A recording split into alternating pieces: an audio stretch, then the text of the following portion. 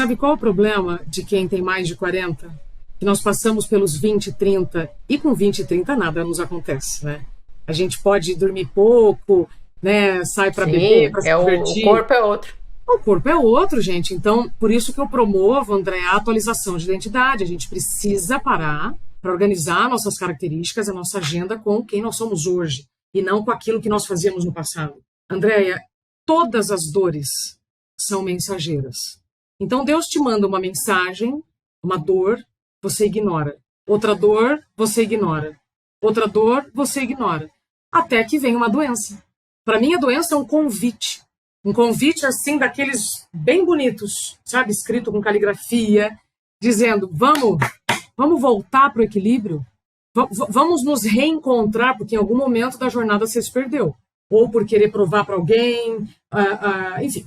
São milhares de questões que nos levam aos excessos. Então, o problema do burnout não é o trabalho, é o excesso de trabalho em um ambiente adoecedor. Eu sempre falo isso para os pacientes, né? Eu escuto muito assim, eu sempre falo da atividade física, que é o momento de você liberar estresse, que é uma unanimidade em medicina, né? Eu sempre falo que tudo melhora e tudo você previne com a atividade física. E as pessoas falam, eu não tenho tempo. Eu falo, então, mas é melhor você arrumar tempo agora do que você ser obrigado a ter tempo porque você ficou doente. Então, é importante você parar e fazer as coisas, né? Você tem que ter realmente esse hábito saudável, faz parte aí. E muitas vezes a doença chega como isso, né? Uma hora que você fala assim, não, você é obrigado a parar, né? Não vai ter o que fazer. Então, você vai recebendo sinais antes, ou você não se preocupa, você não tira tempo para fazer um check-up, você não tira um tempo para cuidar de você mesmo. Porque eu tenho que trabalhar, mas para você trabalhar, você também precisa estar bem. Se você não está bem, você não consegue trabalhar, né? É importante gostar do que você faz, eu acho que isso é essencial, né? E você tem que respeitar o seu corpo, eu acho que isso é muito importante. A gente falou aí um pouco, né, do burnout, falando dos sintomas. Dentro dessas suas pesquisas, você viu alguma coisa mais relacionada a mulher tem mais burnout, homem tem mais burnout? Tem alguma profissão que se tem mais burnout? Sim, as mulheres têm mais burnout que o homem por 3 questões. Primeiro, hormonais. Segundo, do machismo estrutural. Então, nos sobrecarregamos mais porque acumulamos mais tarefas, porque acumulamos também, além do trabalho, a casa.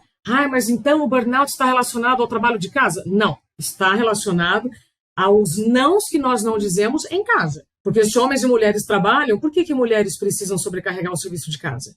Então, se homens e mulheres trabalham em casa. Quando homens e mulheres trabalham e só mulheres trabalham em casa, essa mulher vai ficar doente ou não? Então, tem a questão hormonal, a questão do machismo estrutural e tem também, na minha opinião, da culpa em que as mulheres sentem por descansar, ter esse tempo para ela, porque já sabemos, né, a genética explica, que nós nascemos para cuidar. Então, quando você abre mão de cuidar de algo ou de alguém para se cuidar, a primeira coisa que você vai sentir é culpa. Certo? Então, para mim, é cientificamente comprovado, mulheres. Hormônios, culpa. Qual é o grupo que tem mais chance de desenvolver o burnout? Aqueles que vivem sob pressão constante e não podem errar. Você mencionou os oncologistas. A professora Cristina Maslach, autora do livro The Cost of Caring, O Custo de Cuidar, ela traz desde 1980, Andréia, um grupo mais sensível ao burnout. Profissionais da área da saúde, jornalistas, professores, policiais. Pessoas que estão sob pressão constante e não podem errar. Um oncologista, Andréia, tem ou não tem pressão para tratar um paciente? Sabe qual turma que tem tido muito burnout me procurado? Veterinários. Porque tem a pressão tremenda, né, dos tutores dos animais e lidam, todos que eu mencionei aqui estão lidando com vidas. Mas bancários também tem muitos, porque não podem errar. E estão lidando também com vidas. Mas o bancário não mata ninguém. Será? Né? Quando alguém entra num pedido de crédito e não consegue dinheiro para pagar suas contas. Enfim, se a gente for se aprofundar, a gente tem que tomar muito cuidado com análises rasas. Por quê? Essas profissões que eu mencionei, que a professora Cristina Maslach traz nesse livro, da década de 80. Então, são profissões que vivem sob pressão constante e não podem errar. Eu acho que isso é muito importante. A gente viu muito na pandemia, né? Muitos médicos que depois da pandemia largaram a profissão e tiveram, assim, crises de todos os tipos de saúde mental, porque naquele momento faltou médico.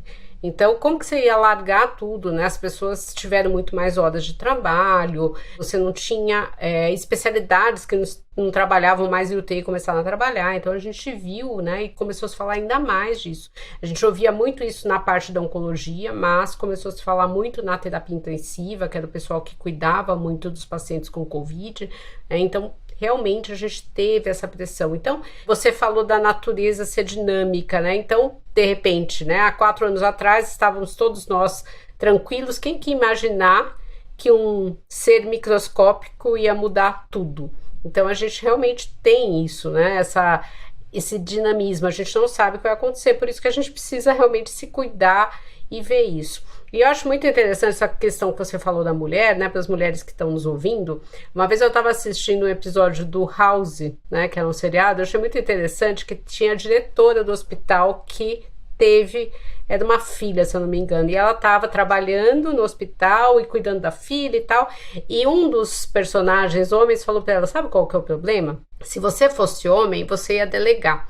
Você tinha contratado uma babá, você tinha contratado uma secretária para esse hospital, você tinha feito outra coisa e tal. A mulher, ela não delega, ela se sente culpada, né, de passar para outra pessoa. E eu vejo muito isso com as minhas pacientes, mães, que você fala assim, ó, você precisa tirar 1 hora para fazer atividade física. Ela fala, mas eu vou deixar de ficar 1 hora, né, com a criança, com o meu bebê, com o meu filho. Mas eu falo, quando você ficar com ele, você vai estar melhor, porque você precisa se cuidar para cuidar dele. Mas realmente essa questão ainda a gente tem muito forte, né, dessa terceira jornada de trabalho, e por aí vai. Eu acho que isso precisa realmente mudar.